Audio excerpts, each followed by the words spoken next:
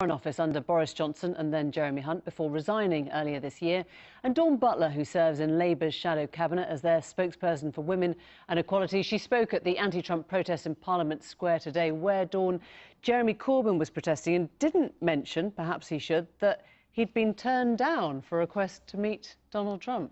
But he did actually say that he had written to Donald Trump and said, let's meet. The fact that Donald Trump has turned him down, I think, is something that Donald Trump needs to take responsibility for. At the end of the day, Jeremy was being the adult in the room. Nobody knew that Jeremy Corbyn had even asked for a meeting with Donald Trump. All we knew was that he had boycotted the banquet in this rather grand gesture and gone outside to the streets to play to his base instead. I know, but Jeremy's always said from the very beginning that he's happy to meet and talk to Donald Trump, but he just didn't want all the pomp and ceremony of a state visit attached to it. But he's always said he's very happy to speak to Donald Trump. He managed the pomp and ceremony of a state banquet with the Chinese Premier Xi Jinping. Yeah, but we are talking about Donald Trump and this special relationship that the UK has with the US. And so it's not actually about the man, it's about respecting the office. And Jeremy's doing that by saying, let's meet, let's sit down, let's talk about issues.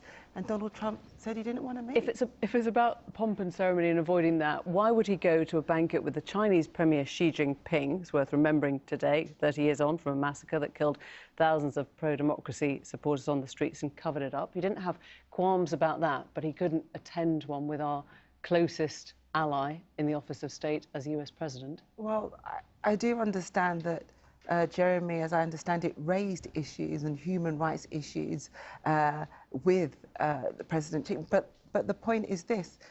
So he could have done the same with Donald Trump, because Donald Trump said he'd never met him, he'd never had a meeting with him. And yeah, but the point is he didn't, but he did say that he would meet Donald Trump, and Donald Trump refused to meet him.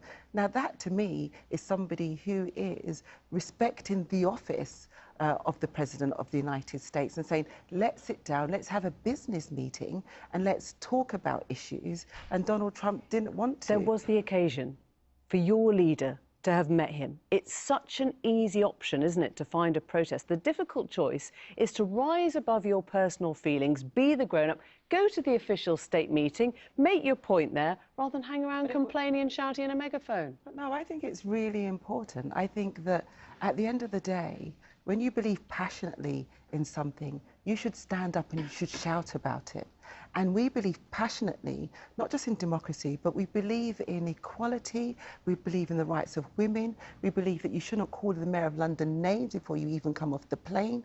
And I think when you believe in something so passionately, so strongly, of course you should stand up and talk about it and shout about it. I hope that I'll be shouting about things and, you know, whilst I'm in a wheelchair. Yeah. At the end of the day, Donald Trump and the hate message that he sends, the way he likes to other people, the way he likes to put people down, the way he likes to dehumanize people, is extremely dangerous and extremely damaging. And for not 1 second should we be rolling out the red carpet. It's just difficult, isn't it, to talk about a hate message when your own party's being investigated for anti-Semitism. It's difficult to say that you want to be shouting about inequality when you're old and in a wheelchair. You're the Equalities Minister, and your own party's sweeping under the carpet claims of sexual harassment. I think you're wrong. I don't think we are sweeping it under the carpet at all, and we haven't done from the very beginning. And we've worked really hard in terms of strengthening.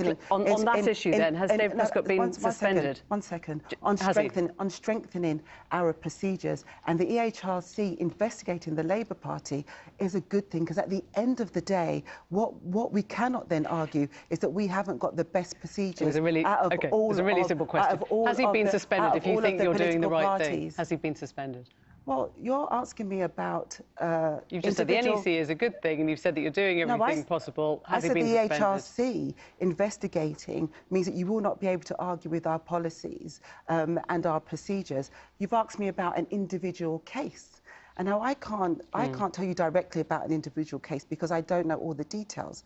But what I do know is that when a informal complaint was made, that the person in question, I understand, was suspended straight away. Okay. And then they sought to have a formal complaint made, and that wasn't done. I can't tell you all the details because it's an individual case that I'm not involved in. Let's get back to Trump and the state visit with Alistair Burt, and the point is whether the practicalities have been played badly or well by Corbyn. He is where the public is. There is a lot of distaste for that president right now, and a lot of your party being quite sycophantic with him.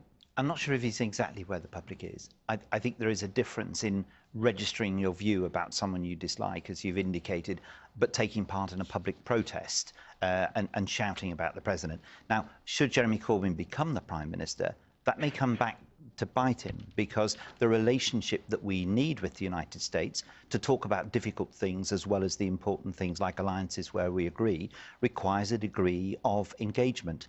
And I would imagine the President will remember that Jeremy Corbyn was at this mass protest today saying what he said. So he was on the streets, but meanwhile we had all these shadowy meetings which weren't really understood between Ian Duncan-Smith, Owen Paterson, Nigel Farage. You're seeing a sort of pattern growing up here. I think we are. Michael Gove. I mean, that must leave you feeling very sick to the spirit, doesn't it? I think my personal feelings needn't come into it. Why? Think it was. Why? I think it was interesting to see Nigel Farage. They're obviously friends and have a relationship. Ian Duncan-Smith and Owen Paterson, outstanding secretaries of state, clearly on a same wavelength in relation to Brexit as the president and wanting their meetings. But there were plenty of other people that he was seeing. This is your party and you're in power, and we're going to see a new Prime Minister imposed. And they're talking to a US president about his style of Brexit? Yeah, What's going on? Hold on. The president had perfectly proper meetings with the cabinet, with the foreign secretary, with the chancellor, with the prime minister. Those are the meetings. If the president wants to see others in the spare time that he has during a visit, as he made clear, those are his choices, and he made them. To speak about no deal Brexit, or absolutely. to speak about what he's going to do with his phenomenal trade. Do you buy that, a phenomenal trade deal? It'll be a phenomenal trade deal for America. Right. Which tells you everything you need to know about what he's got in mind. This is a trade deal where the United States has far greater power than the United Kingdom. It will call for very skilled negotiation. There will be some difficult areas, which is why engagement is really necessary, and that's part of the state visit. But there's no doubt that this is a deal where the Americans go into it with a great deal more on their side than ours. But we have great things. We have great things to trade, and we will do so, but it will not be an easy trade, as everyone has made clear. I mean, in the space of what seems like about an hour, he's already flip-flopped on his comments on the NHS, which he made in the press conference, and told Piers Morgan for an interview tomorrow that actually the NHS wouldn't be on the table. I don't know whether you think that that's optimistic and gratifying, or whether you think it's a clear demonstration of a man whose words you simply cannot believe from 1 hour to the next. Well, it's not for me to make that comment about the President of the United States.